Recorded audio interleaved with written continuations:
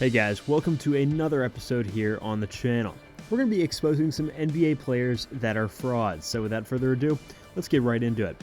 First off, let's start with the biggest fraud of them all, Patrick Beverley. As Russell Westbrook once said, Pat Bev tricked y'all man like he plays defense. He's just running around doing nothing, end quote. This personifies Pat Bev. Sure, he's a great hustle guy, but he isn't very skilled at any part of his game, and people make him out to be an all-defensive player or starter on a championship contender. He's only had over 2 defensive win shares in a season 3 times, and people seem to think that's an all-league level. He's still a good defender, just not the defender that people make him out to be. This also goes along with his subpar offensive skills, as he shot 40.6% from the field last year, which is terrible. He gets talked about way too much in the media for being an okay point guard. I guess that's what you get with his personality, but he doesn't deserve all the talk.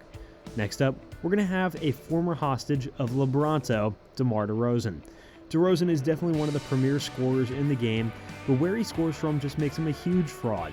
The amount of mid-range shots that he takes in today's game and age just isn't the way to go. If you can't adapt to the layup or 3 direction that the NBA is moving towards, then you can't lead a team to an NBA ship, which is why players like DeRozan are becoming obsolete. He's led whatever team he's been on to the playoffs, but when he gets there, he and his teams rarely have any success. He's just never been able to develop a three-pointer, and that's hurt him and his team's success.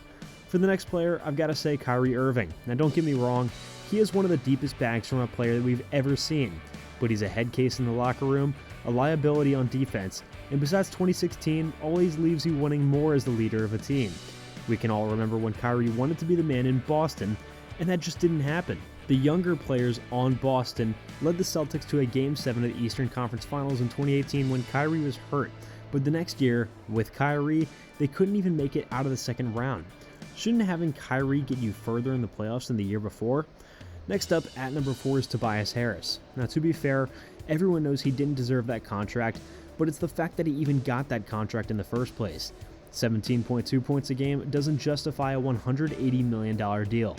That's just embarrassing, and Jimmy Butler doesn't take the Tobias Harris contract too lightly, as in the 2022 playoffs, he said on the way to the locker room, "Tobias Harris over me," after a series win, which shows the Sixers would rather have paid money to Tobias Harris instead of Jimmy, which makes both Tobias and the Sixers front offices frauds. And Tobias has above average offense and average defense, but apparently that makes him one of the highest paid players in the league, and also a huge fraud. Coming in at number 5, it's going to be Aaron Gordon, who has rode his dunk contest wins to NBA stardom, when in fact he really shouldn't be that notable of a player. In fact, he has a negative box plus minus, which means the team does worse whenever he's on the court, and that's hard to do when you have Jokic on your team, who had the highest BPM in the league last year, which shows that Jokic carried any success that the team had last year, and Gordon is just a role player. But that's not what his salary says, as he makes over $20 million a year, which is probably double what a role player as himself should be making in the league. But his fraudulent clout from the dunk contest has helped him. And at number 6, we're going to end off with Duncan Robinson, who now has underperformed after getting a huge bag from the Heat. He was talked about as one of the deadliest shooters in the NBA after the Heat championship run a few years ago, but just last season he shot 37% from 3, along with some of the worst defense in the league, as he's targeted all the time with his limited athleticism.